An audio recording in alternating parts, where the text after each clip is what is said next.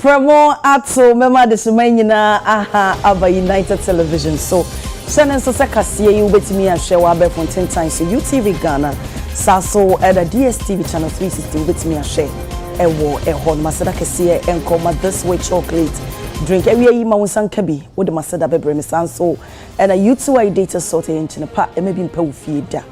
best point savings and loans and best assurance ewo hodom amount for sika nyina ko dan wo mu ehona obenya hotoso papa special ice mineral water and special drinks nyina wonso ma wonsa enkabi na ebeboa wo pa kasiye insama hodo a wo beti bi efree mu ene omampanyene akopie mu ewo western region okoye na odi ato na nanom ahemfo enim se kita wonsabo so me a egda yanimu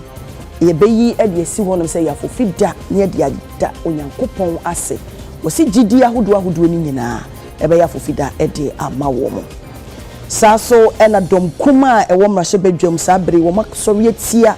Dr. Esiama a omampanyene boni din se wono ena enkoye Bank of Ghana governor omuso omutia sibia enyeye saso ena obepie mu ewo from mountain mu agoteme petoy manfo omo honom sabre mu twejejo pa wo musi ensu a ye frɛ ne ensu wo mu nya bi nomti aban emeye wo mu emoa Midday abena chei boache Africa se no nchiremu His Excellency John Dramani Mahama sabre okwa probo aseda aprobo se Ghana for ehune mobo no de tumi amane se wo meye omampanyini na sabe akopie mu ewo western region eho ene one na nanama hemfo ehia ye no ka kire mo se abandada na eye na nadanko akufo ado ne die ni mu no wo mu yi eye kita wonsa bosome ne de dikan eye afofida na wo yi free honom wo no na ban yi de wo de beba na mmom wo hyemu kena yi se emeye aseda eda pa fofida gidi ahodo ni nyina enti nananum atankonya Kristofo Muslimifo wo mo mugu nsa ebe ya aseda ne edada onyame asesei eno chirimo. I wish to first give thanks to the Almighty God for protecting and preserving our lives and sparing us to assemble here today to give glory to his name. It is a great joy for me to stand here before you in the heart of the Western region, a land of immense promise, rich history, and extraordinary potential. I'm here with a deep sense of humility and gratitude to say a sincere thank you for the overwhelming support you showed me during the last election.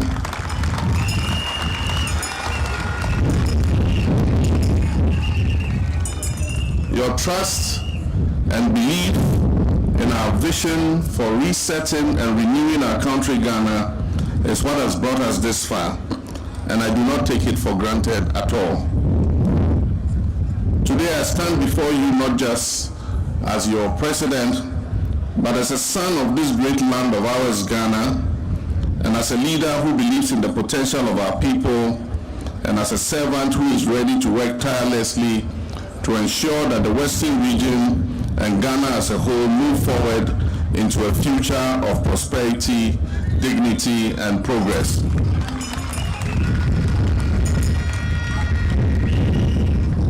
We will have the opportunity as a nation soon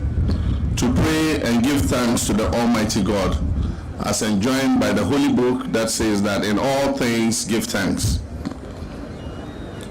We will thank God for his beautiful blessings on our nation, Ghana. And I'll soon announce a planning committee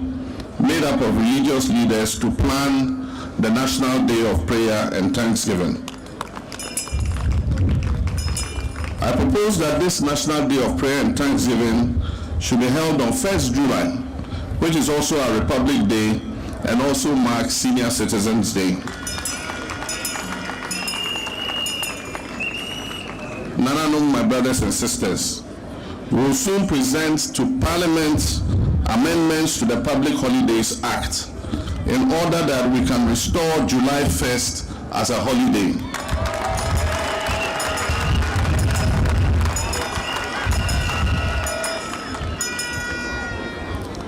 In the amendment of the Public Holidays Act, we shall also make provision to fulfill our promise to the Muslim community of an extra holiday to mark the Muslim festival of Eid al-Fitr.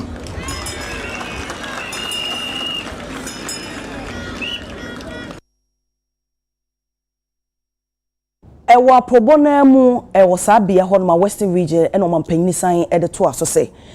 ba no wo mu a wo mutu efoma gudi wo mfa kwampa so a ye kan Western region edi wo munya pa eye galamsey enti sabre ya wo de ato Honorable Emmanuel Amakofi Boa enim se wono ene hwe nsase ne wo ma wutu efoma gudi ye so se enimonimu ye yi enhyehyeye pa wo mu de edu wo manifesto mu se wo ba wo de be gufom esi galamsey ano kwan no sabre ya won hyase se de be ya ebebo nsase ensuo eho ban amamanfo nso eho atowom. Nanano, my brothers and sisters, the whole country is appalled at the extensive environmental degradation that has been caused by illegal small-scale mining, popularly known as galamsey. Your own son, Amakofi Boa, is formulating strategies for the implementation of our manifesto promise for dealing with this galamsey menace. Our plan will involve the communities, including the chiefs and the youth, to take part in protecting their lands and forests and water bodies. We're not going to make it the responsibility of only the security agencies. We're going to involve the chiefs and the young people in the communities to help to protect your own lands, your forests, and your water bodies. We'll take urgent steps to halt mining activities in our forest reserves and on our rivers. Ladies and gentlemen, I'm grateful to note that the recent cholera outbreak is abating, but I urge you, our fellow citizens, to continue to take protective action by making sure that your sources of drinking water are safe and that you take the necessary steps to avoid being attacked by cholera.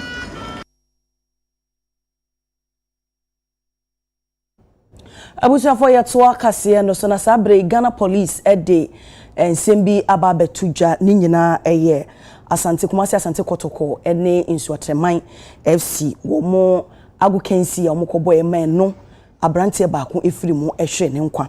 na Ghana police ede betuja se wo mache nipa enum na sabre die wo mo se wo mo ekensi so se Ewura Elizabeth Akosia Ntiriwa na ho tedin ene Akosia Black Chinese wono sabre yi no mo hwehwe no dendenden na omu susu se na ho bon asemu mu na sabre ya omu kase omu de sa nwoma yi pie yi omu ache no womu sisisi yi wo eye aposifo akache a wo boa ama nhwehwemu etime akoso Ghana police say sabre wo bibia enye omumu awehemu eni gidie se omu beye adwuma no wo bibia nso a ne ho bon eye asemi nso no omu bebe ho modern se wo nsa ebeka no na asotwe esefata ewo mremu no wo mu de ama wo say eye Nsuatreman FC eni Kumasi Asante Kotoko na no eye 2nd February ya na sago kansie no ekoso mente me ho ase eba ye ma brante baako efemu ehwere ne nkwa enti wo a wo susu se wo ho bon asem no mu bi wo bon ho moden so wo nsa ebeka wo na de se efata bia wo mremu no wo ne wo nso so edinti sabredi wo se nipa ensia eno wo nsa aka wo guso anso eye ehwehwemu yetwa so yekopie mu ewo Eastern region oswafo asabre wo share eye Eastern region eye Honorable Rita Kosia Ejei awate na wo se sabre wa yenhyehyeye egu akwanu eniema ebeboa ama impuntuo aba ewo Eastern region afei so wo hawa hodo a wo mu efam efa enwuma eni honomo eba adesuom education eba pomudinsemwa health any responsible mind almost kwampa ebefa so etu afoma gudie wo se san hyehyeye no ene o maye wo se ni nyina eye sede ebe ya ne manfo eho beto wo muntia. We have to make sure our people mine responsibly such that our forests, our lands, our water bodies are protected. We will improve our water and sanitation issues by providing quality water and safe drinking water for our people in the region. Furthermore, employment for the youth is key for me, and we will take steps to make that a reality. My family members in the Eastern region, we will have to do a lot more on the roads. We look forward to a regime with expanded access to our farming communities so that foodstuffs can move easily to our market centers. We cannot all be sympathizers of one party, but we should make sure our affiliations do not affect the work. But still, we are aiming to reset Ghana for the betterment of the Eastern region. It is still the 24-hour economy. I am eager to serve, to learn, and to grow with you. As you welcome me to this new environment, I also want to take the opportunity to welcome you to a dynamic, result-oriented, and people-oriented regional minister. Yet, Wakasia no so the Wildlife Division or Forestry Commission Sabri, we are seeing na Emma World Wetland Day. Said ye a form ACF4 and Fasodia no bayano enya ewo so nejumedie koso ewo Songo Lagoon Ramsar site ewo Ada ewo Greater Accra region. No mo say we say eye edason kokora ebeboa ama wo motimi abode wupa afa de nti a ese asase enya nsu anase ese asase no mu etimi efo wo say eboa ema no baye nsu enya ahodi nuane ewo asase no mu nyina etimi wura enobaye num na owura Enoch Amasa Ashe, one year operations manager, Wildlife Division, NUTV, Echichenkomo. Yeah, afro ni baby nsuo dida asase num ni de keka ho ebi wo mpoano ebi nso wo asase enu etifi enum wo mpoano na ba ko nso wo asase nu owabi eno ye friend inland wetlands na enum na wo mpoano no ebi wo kita ebi ewa dan ha Songo ebi mienu won kran Sakumono ina densu delta ewo weja side honum ina ba ko Winiba muni Pomazi nti eno no ye friend listed wetlands no ye dia akoma Ramsar convention is Ghana no ye tu sa imia isie si ho ye de bo ye wetlands ho ban eno nkyere se wetlands aka wo bebi de wonzima ni de kekan ka ho no oman no nya nhihye enhwe no so ba saa nsia we de oman no de ahye forestry commission ase se omomo nhwe so na wetlands no so eno so hia yie pa se de sika ye no ye bebi a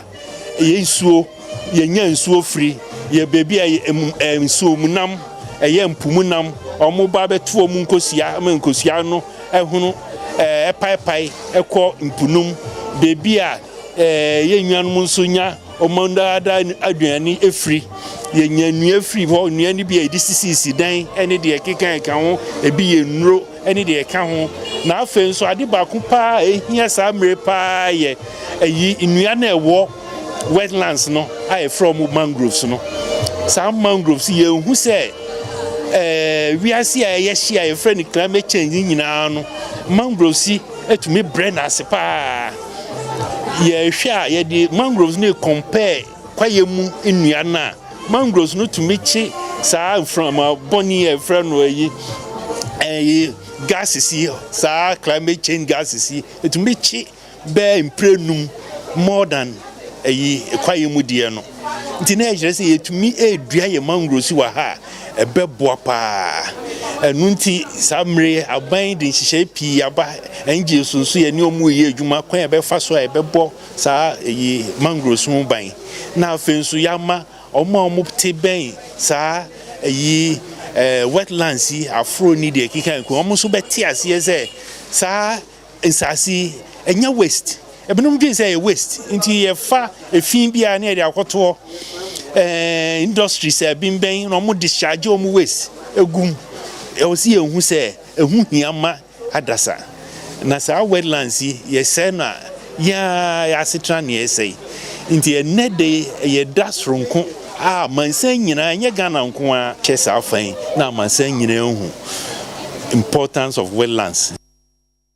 Sabe ye kwakopie mu ewa Asante Mantemo ne bro no ife ofori krom Accra town sabe ejabi ato ede bi ma hye ne dwuro be dan yikita ndankora makomako enso a wosusu se asei injapade bebre se wo de ba Ghana sikama eyem pem enim Midday kwakwa breminia enti bi huru ya ne se ngusie ne kosoro na meti antie mu se ehehio na meme wa ha se ebe boaye ye di ommo ani nsuo ni ade ye de ye betimi aye ansa na ye fire service for ba adam pone de efia dan hye ho ebedu be ye 12 na se 10 ebedu me ma me wa ya Wednesdays bi omo adam fu biti efia ha se omo be ye meet wo honom omo kwa omo se no muti ho no muti se ase Umusia bi ba dem na mami na otifi ho no e no pie be gina gate o gina no ka chem so omawu eja bi na pie fi mami abewa bi a oti ye nchen ho no mami abewa ni dem eja pie wo ho no enti omu be pie na eja no start ye nti oba ka kira me be du asekwa na efie ni na ahye mami ni kwa oni ho dan na eja ni start mu onu kwa omu de na ko hospital mami abewa onu dan na eja ni start mu enti ye na ye ni ma de e ma eja ni bae acho me no ma ne de menti menchire de ahye doso one ni se me pama de amofo ntuma bishop no last time bi akronfo kotwa akire no enti ntuma ne nyina me de ba fie enam so me sanso tunton taade enam se me kokuro ma akofa enoma ni bi abeka ho na maso akọ echima ti me okurom no mo frɛ me said ya abani enam so ya fempo na metika enam me frɛ me kunu ono so wa campus ansa na obeduru ha na eja no wa dan no ma ahye de minti menchire metade ehyem ya we kwa na ehyem ne me ma omo school atade ehye omo de ko eno na wo omo shi ni e. Yeah, we came here, we prayed. So after our prayer, less than, let's say, 15 minutes, then the incident just happened. So I was even coming and I saw the smoke. Then I said, no, let me rush. So immediately I reached the junction and they told me that our mosque is burning, so we should rush to this place. When I came, I saw the fire, how hard it is, we can't stop it. So I rushed to the police station and reported to them. The fire service too, they came. In fact, when the fire service came, we struggled with the fire. You know, we have boreholes here, wells here, so we fetched the water from them and we started quenching the fire before the coming of the fire service and the NADMO. But when they came to, they've done well. Since they came, let's say more than 1 hour, and they've not short of water. They still have water in their tanks, and now the fire too is down. They've quenched all the fire. So we will say thank you to the fire service and the NADMO.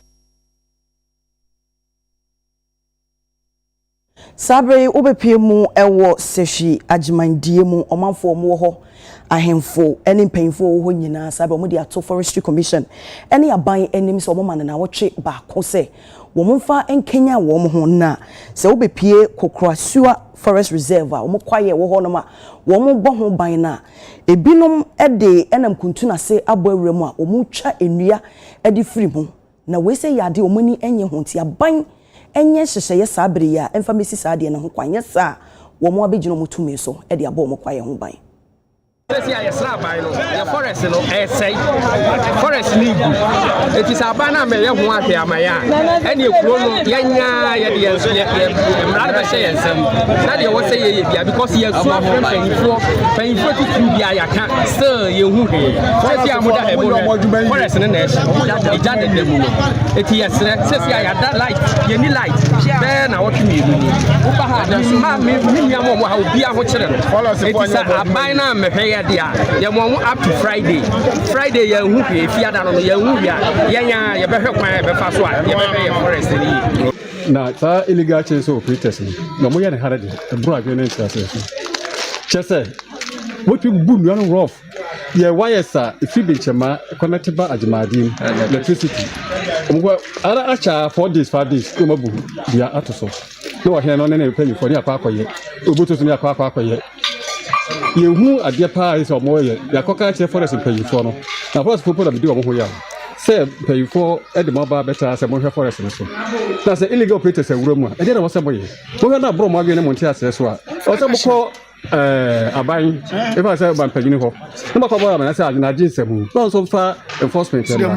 say we wura ho forest for you money e ti people bi nim other say na mo ye no other say forest for ka ho ana o mo nka ho e ti be samo sa illegal operator said mutu omo so fa na mo say kwaye no wa hwe kwaye da ha ya obi a sole o ma no so anu otwa nua ne ope ebi firi kumase ebi firi akra na eba yen egu a na kire se omo ncheke ye se nipa na egu a mo kwa na mu ntwa bi ye ntwa bi awowofo no na eba na omo si awura forest no omo twa yehu ba bi a omo kwaje omo permit edi firi enti yen e wo hand to be frank yeti ahokire mu pa sesi ya nsuo eho ode maye enam nyu omo 20 no ama nsuo kra entumi nto e wo ha sei enti media kakra me kan se ye twen enne Wednesday ekosi Saturday se aban no wo mo bi a na dan mo mfa mo ya nye sade a ene etututo na beba. Okay. Because ye ni blast empa na ye kan no ye mfa ni agro e kan se ha se wo ye ho kire papa pa nya agro ye nya da di pa nya agro oluwa ga bia wo ben fo no agro ya ma ye se bia de wo wa na apa ye fo no mo ba ku ye na bia na ye ni no so mo de twa e be ko ye twa ko pa ya se wo fu no e tu so pa ku wo ma wo so ko na tri bra ba e ba to mo bia no mo ti mi sa wo aso mo aso yo ba na so wo ba wo fo wa na hu wo mu na wo na so ba so sa you enu akọ mi dia ya ti ka re ti ya sa ba se o chele ni ya mi chire pa ya wo chire ba no ma sa me se forest na ya mo chire aye so obi dia na ye ya so ya ni aye dia ya ni abai di sa wo so he se aba be boa na bibia ntoto chi ente sa emra de be je se dia he ne kai illegal logging de ya ne wo but afi dia doso yeto abawie no obo bibiri ya mo se mo peti ekitafo no mako fanti cha sembu teacher semfu free sankore ene bo akoni ada places de tie ne se yenkola ne kwa omo ntumi omo sense numbers no mo doso wenu so kitakitatuo ne nsekan ne agyan ne no ma udi agora na ebi proud nti ya try itimichi bebrede nso wuchi dipa no kwa ne abaji no na ye ba bebo wuji machine a na abaji afiru nsem nti say na very lawless eden ye be sre ta ban ma yasoja fo na omomebo ayi ni ntumi kusa kun na sisi de eden pa eden enye honko a binum so asame nso baby a contractors akese na didi apie no ho na sankofu egu a afidi omoye illegal afidi atrashe ye be sre se aban ma soja fo mebo ayi fema omu na twan reinforcement abrepam no ye be strike na mo mesre se ne tie bia no ka enye ntem se de be omu ntumi nse ndua no kwa echi. Dr. Beatrice Riafe Adene ni penyina woda Breast Care International ano na sabe wodi atudwa se ba no kokram yaresa ene na yareshe e wo man Ghana ha o how kesie pa Ghana ye wo ene se ye ni ho akade a ye de sa eye yare no wo se kokram yade bia ne sa no eye ne bo no e wo soro pa bo man Ghana de ye ni sa support no de asemi atudwa e wo beposo abra na wodi World Cancer Day.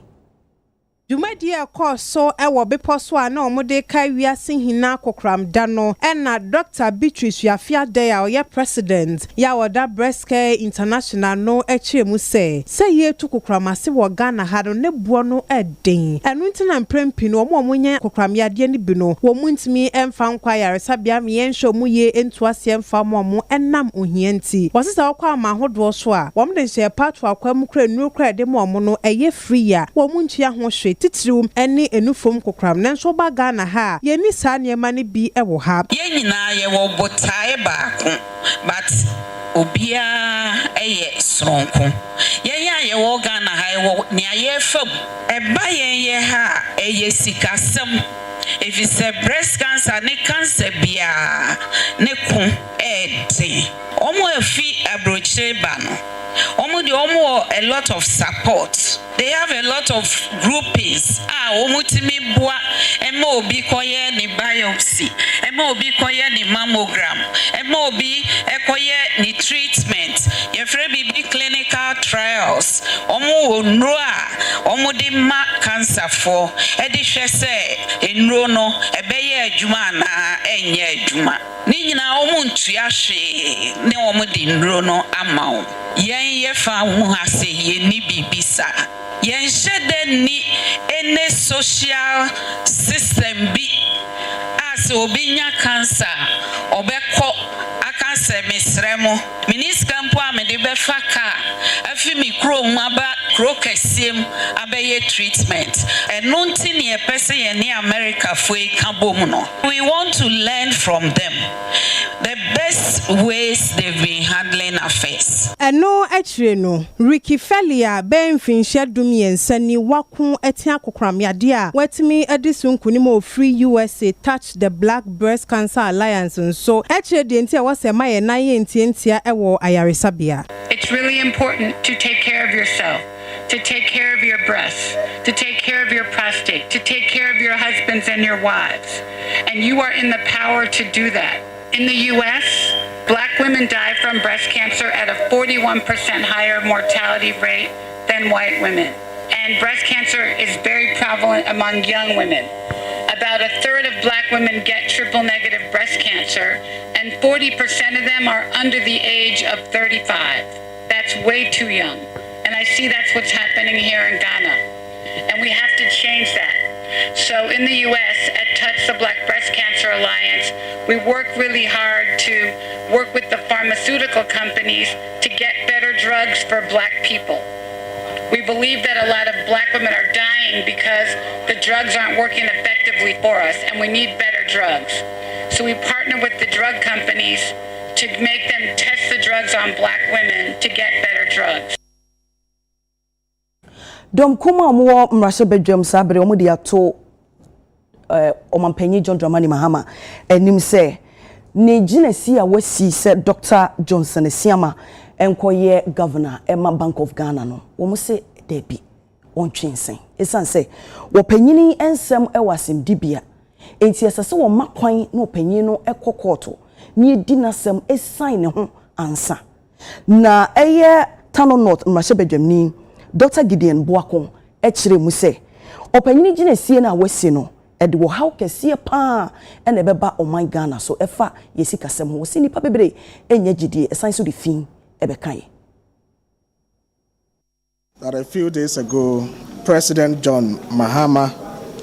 nominated Dr. Johnson Esiama to the high office of Governor of the Bank of Ghana. By the constitutional requirement, and in fact, reference is made of Article 1834A of the Constitution. His nomination requires consultation with the Council of State before he can be appointed. This means that Dr. Johnson Esiama cannot legally operate as a governor until such consultation with the Council of State has taken place. Contrary to this constitutional imperative, however, we have seen attempts by Dr. Esiama at the Bank of Ghana to assume duties as if he is legally qualified to do so. Those of us from the minority side, through our leader, have had cause to officially write to the President, pointing out the illegality on the actions by Dr. Esiama and hoping the writing will be done. In the said letter, we drew the President's attention to news reports from various media houses on Monday, February 3rd, 2025, to the effect that Dr. Johnson Esiama has gone to the Bank of Ghana and to all intents and purposes is behaving as a governor and having meetings with various people and departments. We ask how it is possible for someone who has not yet been appointed but only nominated, awaiting consultation with the Council of State. Sabre achechefo ene awufu kuwa ewa Accra Technical Training College sabre omode petition akwa koma Nima District Command Police Command no mo se ni nyina entokwa ekoso ewo ATTC ene esuafo binom entemu na sabre mo se aposifo entu ho anamo no mo pɛ ho pomasibre ne no na ASP ason ayirakwa edi abasobo ama achechefo ni teacherfo achechefo ede abatan koye wo suaponim se omo ayade paase wo so de wo ho age asemimo. Commander Nima of Taba School ATTC and in my capacity as PTA chair no ye ne omudinsa also bebre now so nkwala no a device means be almost in tokwane nyan twae nti awfo ye gather intelligence ye ne omo babedinsa also nti na ye petition police say ye commend your adwuma maye no na mom they should step up the game for us as intelligence ye nya bia de be mom tie be din say was to depend some strategies back on say nkwala nyina be games supervised by the police presence no on my nkwala no mo behave because yen ka say yaji to me chechefo to me the punish ye ma yaji be brave your nsem enti say chechefo nso tie yen ka yaji to me some fan discipline your efio nsem no chese ma omo ndo ye ma no omo nkoso ndo omo na bibi ni omo report ma enye teamwork say so far no ye pese ye ne nkwala ATTC technical school. The next world is going to be ruled by the technical, the skill acquired students, you know. In any other technical schools, what you intend to say Kimbo, Kateko, Emmet, Tema Technica, you games, peace soccer tournaments. Na yenye pinifoni omo bekasa, any omo role models, any omo bekasa. Now mo stay focused, disciplined, and responsible. Na share school for nebi machetia. Police to me AGF through their intelligence gathering na eya na efenti awfoni na is coming to the known awfobia mo nim say there ni betumi yeni nti no omo ban the known to help na yesra ban say aban emboa police for no akande bi omo hian betumi dia ma sa ko from aboni we atwam no entwam eno na kumase de na enye de efe north de no kra de tu a school ni ekra nyina ba mu na nya de ayefe kra nti ye da ye na ye ma ye nye se ye kopesika himra chinti sorry 4 o'clock ani e ko ni about 10 p.m. yesremo e wo mo se parent bebre ye ma no nim phone num sen yen now so it's about time ye betumi ni o mo discuss phone ma menhwe so e den na wo ye se o mo nkogina lotto kiosk en kutwa lotto bibia is on the phone o mo nko bibia nko e betting everything is on the phone the same time no betumi download all the subjects you are learning on the phone no nya o soft textbooks nyina benya ne soft inti says om de beya de bone no yes say om fa phone no nya de papa inti school be ma access by technical school no because they do a lot of things online they are allowed but mom go beyond their peripheries. They should know their boundaries and stay in and become responsible adults for us tomorrow. I NJP say more aspirants any teachers I am concerned say ye mano ni ya wo mo ye no ye de wo ba school so mo be sua de but as e mo focus no it is diverting and a issue amaye nyina and as concerned parents I am also inclusive now no police are taking measures be but as a ni ye nyina achi no nkora na nkasa na omo ye stop no won pese on betie asem enti ye nyina be kaya adwen abom perhaps we engage you as stakeholders since the school is within our jurisdiction. Apart from ATTC, the likes of Accra High, Kimbu, then they are akoye efforts, near Mako Kasa. They are forming clubs, they will divert their attention to those clubs, any its objectives. So they are almost indulging in these violent clashes. But much as we do, Oman Kasa, some bad notes are influencing the greater number. It's a process. Until GD say together we will put measures together to see how we can curb this unfortunate situation. ACC in jurisdiction. Dananom atrankonya a omo ahafu mantemu sabere omo de tabono ato dede yo eso ni nyina eye nana akwasi bosompra odi kan nana kwa ekura enu nti ena omaye san hihye yi na nana kwabana frempon oyenkabom hene na sabere woye nsemfutwofo ehie mu editor dwase sabe twenebo dede yo ni nyina tabono eda so nti wo sere ahoho ene manfo se wo munni sa nhihye yi so 27 February ISM 2025 year dan ye yawada santimamu die ye kan yawada nipa bebre nti ase yaw eda da ye di yaw nya didi eda enyonom da yawda ti yawda wa February bosome 27 February 2025 ena ye di Saturday Boss my area reho pa enti recently ya sisa boss man nyina ya ba bia popoli tuntum e kire se du ponkase ya bia tutu ya sisi be boss ni sanboard ahodo e kire se areho abafie boss man ni ani je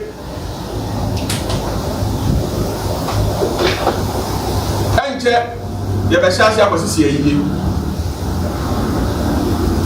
enche ena ye pa huntumen ye radio so ye TV so ye be kasa ma ni kipa hunu ye koso awo ye nana ni na wo twida yi nana no tina ase no ye nana kan se na wo twida die no go so amamere mu no obi afiri mu a ye na wo twida wo ni fie ye wura ma hene so ni fie ene ahene fie enti na wo twida die ni di na ahene fie he ya ahifie ni makakra kai na ada ho ebedi ni he ya ntimanu yasi na hu se e nana autumfo betwa hene nana kwasi bosompra go so ma hena okwa abram ebedi na wo tweda no ewo ahifie ha ene ahifie ni mu wa enti ebesere go so man se ye wura na ekoyo enti ya hwema na chinya basa omoma ababuaye na sani ebesi edi na okida wo ahimfie ni anim ha no bibia enko 14 sabe yakwako pie mu ewo fra mantemu na be pie wo agoti mekpetoi manfo mu ho no sabe mu chejejo pa wo mu si ensu a yenom eyade ho akwatwe ewo eho no mu pa na sabre wo mu etimi fa eye sa gallon ye fe no ko 4 gallon yi omusu ko buma ya ju 55 Ghana cedis eyade hadwe a etete wo mo enam so ma si ye posti ocheche ni bi se wo mra sampotem wo emekira de kora wo si da bi ensu ni ho entimen konti wo sraban se wo mra no meye wo momoa na UTV ene ema binum kasa yesei eno mu kirem ye bro nso samso eno so enye enti sraban se ombo aye choba for so muso omobre nso ba ko 1 gallon ba ko ye ton 1 cedi agodi ade ago 3 times mu 3 times for mu di kokroma omuso mo aton 2 cedis enti ye bre sraban se ombo aye abemi abe nembe mi kuchi mi kodanu a echie mebuluna ta ejebe wa gbojidan wa do apa egombe dileme apemi atem akpaji akuchianu alo akodanu ewe be dolelele echie me ta mele nyonyo na mi o gake onye ya ele mi agbota ata mi le manage da nsu hia ye stress oman no government no mbu aye na obechu nsu ma ye e se ye nsu na etiri okro no mu no ayesa no yali abeto nsu no mu yali abeto nsu ntiti no sa nsu ni so be yaduane a e se o so ni so na onua ansa na obetimi ade adwale bi so ansa na obetimi ni bi ayaduane amankola no na so wanua na udwale kra anajo wunda mi amika se nyina no busu mienu ni mi hu kika mi amako hospital wo panesa mi nya hwedo ni nyina afiri nsuo no. Our call is on the government and all other authorities that can come in for us and help us. We are calling on everybody to come to our aid, because this is what we rely on for our survival. And if our survival depends on this water, then something really needs to be done on the water. We understand at the Dome water project is supposed to come to Agotime, and so we are pleading with all the authorities to help us so that this water project can come as soon as possible to avenge this situation. It is not hygienic for the vulnerable to be using, or we the human beings to be using, but there is no other alternative than to rely on this one. Every dry season from November to February, you could see that when you come here, you will not even get single water in the drain. You only see the ground flat, and you'll be seeing the stones. I want to urge the government, the president, the vice president, all the authorities to come to our aid, that they should rescue our life. We are dying because of water. Before you get water, it's only yesterday that this water come to this drainage. Likewise, you were here yesterday, you wouldn't get any water in this drainage or in this river Toje. So we are pleading to the government. Maybe I will say the food that we have been taking, we don't know how they are preparing it in the house. The students, I don't know how they are surviving. But when you go to the senior high school, you could see them, they will be spreading in the town looking for water to bath, and which is not allowed for a student to be in town looking for a water. So our food in the town here, I can say they are contaminated food that we are taking. It is not hygienic because of the water they are using. So those typhoid that we are facing in the town is from this water. Ajafo yejina agote mekpetoi for ensemi so ne ahome premo kase so yeba David Oforisafo Bongo Difara odi agudie nsem so ebeto so enko ba bia beba sese